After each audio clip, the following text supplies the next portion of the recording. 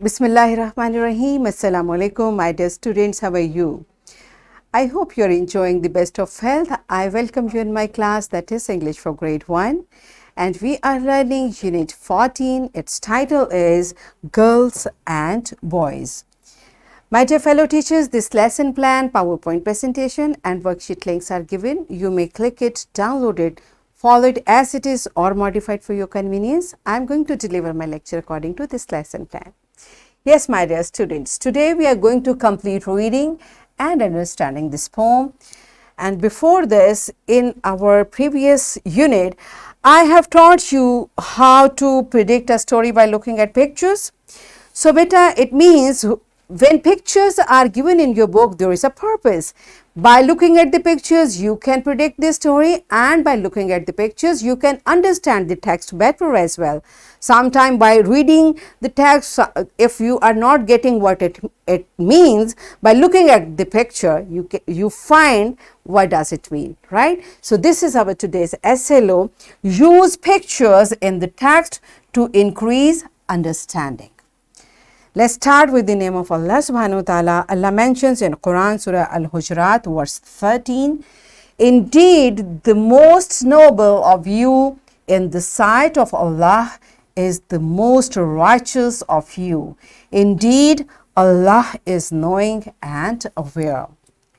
Right, my dear children. As I told you yesterday, beta, this beautiful verse is basically a motivation for all of us that we should do good things. Either you are a boy or you are a girl, you should do good things because Allah knows everything. Allah is aware about everything, who is doing good or who is not. So we should try, beta, alhamdulillah, we are Muslim, and being a good person, we should fear Allah subhanahu wa ta'ala and we should always do good things, right?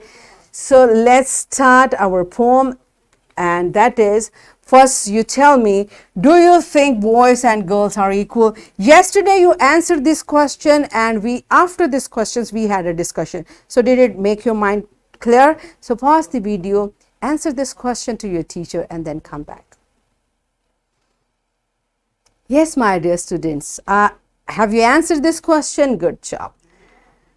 So I'm going to start explaining this poem again from this stanza. All of you listen carefully and understand this poem. Boys can be doctor, girls can be too. Look, he is a boy who is a doctor and she's a girl. This picture is given in your book. So do you know who is a doctor? Who is a doctor? Yes, a person who treats the patients, right? So beta, doctor is basically, it's a profession. So if boys can become doctors, girls can also be. If you want to become a doctor, it doesn't matter you are a boy or a girl, you study the medical sciences and become a doctor, all right? Boys can go to work, girls can too, right? Boys can go to work and girls can too. Girls can also work. Only thing is, better we should know our limitations, right? When boys go to work, they don't wear hijab. When girls go to work, they wear hijab. This is the difference. But nobody, like everyone should work, okay? Boys can be dentists, girls can be too. Who is a dentist? Dentist, now look at the picture. I brought picture for you. Who is a dentist? Yes, by looking at the picture, do we understand? You see, this word dentist, if you don't know, quickly look at the picture.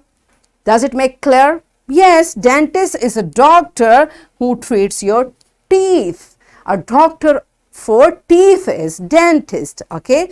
So, a girl, if a boy can become a doctor, likewise, girl can also become a doctor of teeth, means girl and boys both can become dentist. Right? So, we are same, both me and you. Right? Beta, we are same. Wherever we are, you see, subhanallah, beta, our religion teaches us everything. Wherever you are, either you are a boy or a girl, Allah subhanahu wa ta'ala is watching you. Yes, so you are same. So if a boy is doing a good thing and Allah will reward him, and a girl is doing a good thing, Allah will reward her as well. This is how we all are same. There is no difference in the sight of Allah subhanahu wa ta'ala. The only thing is we should know our limitations. Right, beta? So this is the message of this poem which we have just studied. Now let's do an activity. Teacher will divide class in 3 groups and will assign one profession to each group given on page number 99. On page number 99, out of those professions, teacher will assign one profession to each group. Each group will discuss about the profession and students will take help from the text and pictures given in the book. So this is how you will understand better and more by looking at the picture. So pause the video, enjoy this activity and then come back. Yes, my dear children, are you done with it? Good job. Now it's time for practice. Here are questions. So you have to answer these questions and you have to find the rhyming words.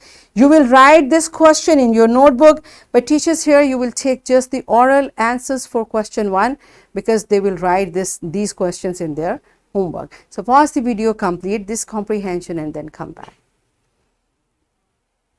Yes, my dear children, are you done with it? Okay, so it's time for your homework and the answers you told to your teacher orally, you are going to write these answers in your notebook. This is your homework and here is a worksheet, my dear fellow teachers.